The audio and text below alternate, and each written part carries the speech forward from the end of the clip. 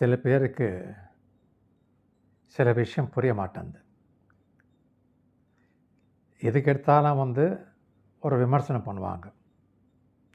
அவங்க நினைக்கிறாங்க, இந்த மாதிரி விமர்சனம் பண்ணா, நம்ம பார்ட்னர் நல்லா மேனேஜ் பண்ணுவாங்க. அதனால சுகம் கிடைக்கும்னு சொல்லிட்டு.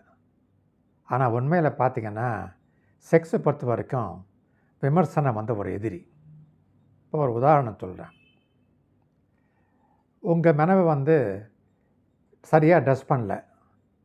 உங்களுக்கு ஒரு சினிமா நடிகை ட்ரெஸ் பண்ண மாரி பண்ணணும்னு ஆசை இருக்கு. நீங்க என்ன சொல்லப் போறீங்க?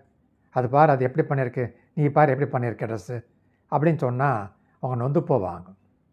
நொந்து போறப்ப என்ன ஆகும்னா, மனசு அடிபட்டு அவங்களுக்கு செக்ஸ்ல விருப்பமே வராது.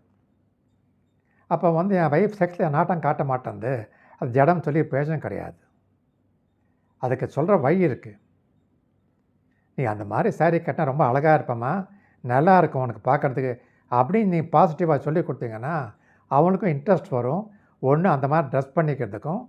2வது செக்ஸ்ல நாட்டமும் வரும். ஏன்னா, ஹஸ்பண்ட் இந்த மாரி எதிர்பார்க்குறாங்க. அப்ப தான் அவருக்கு மூடு வருதுன்னு தெரிஞ்சுக்கிட்டா பண்ணுவாங்க. இன்னும் சில விஷயத்த பத்தி நம்ம தெரிஞ்சுக்கலாம்.